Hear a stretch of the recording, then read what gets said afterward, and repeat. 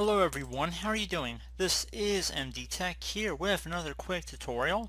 In today's tutorial I'm going to show you guys how to hopefully resolve if you're coming across an Active Directory domain service is currently unavailable on your Windows computer. So this should hopefully be a pretty straightforward process, and without further ado, let's go ahead and jump into it. So first thing I would suggest would be to open up the Start menu. Just go ahead and left click on the Start button one time. Go ahead and type in Troubleshoot into the Start menu search. Best result should come back with troubleshoot settings. Go ahead and left click on that one time.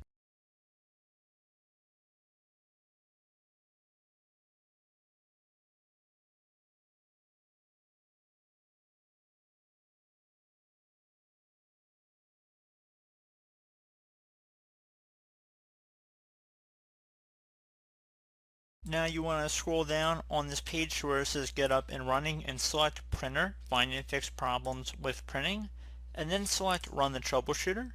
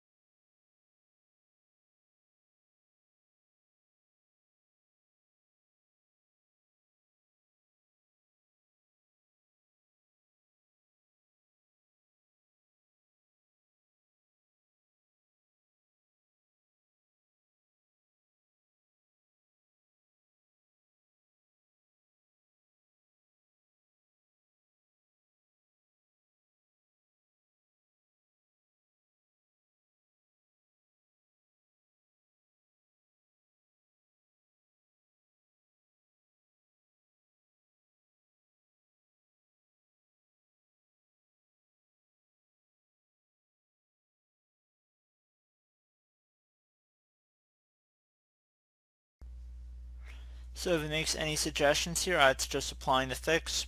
So just go along with that. And again, it's just reading exactly what you're changing everything to. And once it's done, it should continue to check and make sure all the spooling services are enabled. Try and see if your printer is up and running at this point. If you're still experiencing a problem, you can close out of here.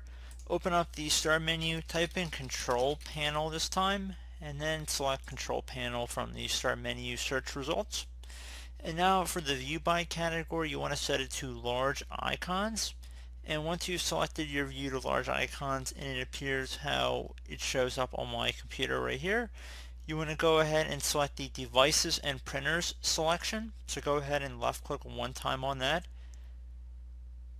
Please look for your printer underneath the printer section. So if it's currently collapsed, just click on the little arrow next to it to expand the drop down. If you do not see your printer in here, go ahead and left click on the Add a Printer button. So go ahead and make sure your printer is turned on and see that it will be able to be detected. If you have any media that came with the printer when you first installed or purchased it, I would suggest hooking it up and perhaps running it. So if there's a setup file on a CD or DVD, or there's a file you can easily find on the printer manufacturer's website for your specific make and model, I would suggest doing that as well. So if you don't actually have any physical media, usually you'll be able to find something online, and usually it'll be directly through the makers or the manufacturer of that printer.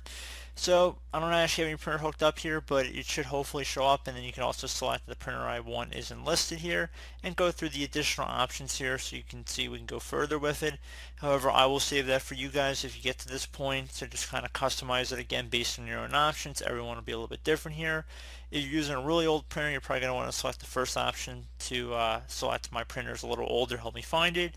Or you could also add a local printer or network printer with manual settings. Those are generally the two most popular options. If you had a Bluetooth or wireless discoverable printer, you could probably select this option.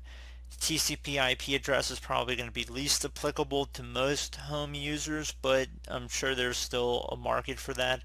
So just again follow along with whatever it suggests on here. You can probably use an existing port. You can click the drop down here and select your different printer ports. And then again, just follow along through Windows Updater if you have the disk, like I already mentioned. So that's one other option you can try. A further thing we can do here, if we close out of here as well, open up the start menu again. I'm going to type in Device Manager this time. I'm going to open that up.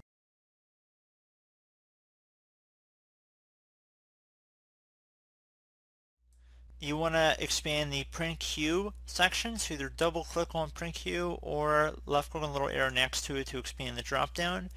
Now if you see a printer in here, like specifically your printer, you just want to go ahead and right click on it and then uninstall device, and then select uninstall, and then restart your computer and then reinstall the printer drivers through the methods I've already mentioned in this tutorial, such as going online, or if you have any media that came with your printer, probably be the first place I would go in order to achieve that result. So I'm going to close out of here. Would suggest restarting your computer, and hopefully that would help you guys out. So provided, I believe, 3 different methods in this tutorial. Do hope that one of them would be able to help resolve your problem. And as always, thank you for watching, and I do look forward to catching you all in the next tutorial. Goodbye.